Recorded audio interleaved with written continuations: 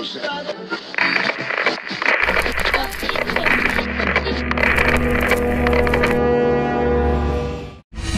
y'all doing?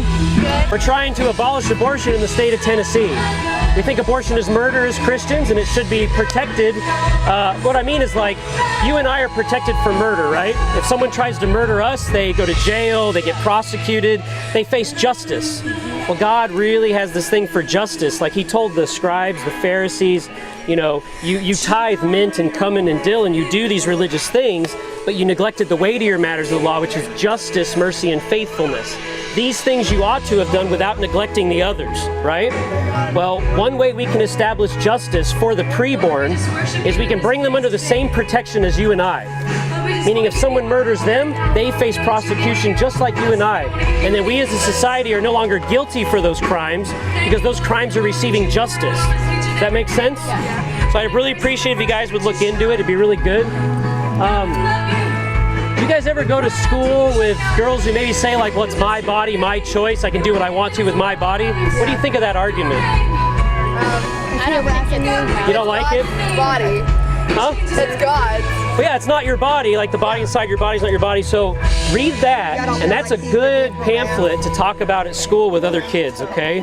Because that demolishes this false idea that, like, you can do whatever you want with your body, even up to the point that it harms another human being.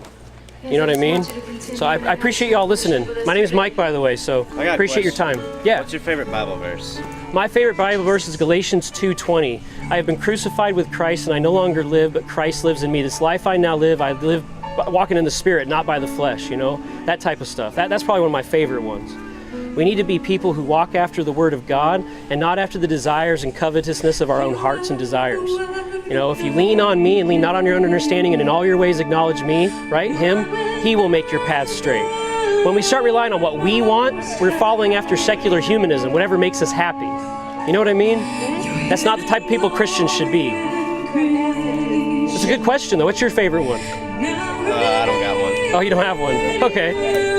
Well, how about John 3:16? Most people like that one. Right, John 3:16, for God so loved the world, right? Yeah. Have you ever read the rest of that? God so loved the world that He gave His only begotten Son, that whosoever shall live everlasting life. Right, what about past that? No. Past that, it says, for God did not send His Son into the world to condemn the world, so He didn't send Him into the world to condemn the world, but because the world was condemned already. That's why He sent His Son, was because we were all condemned under the weight of the law, and we were all deserving and worthy of hell.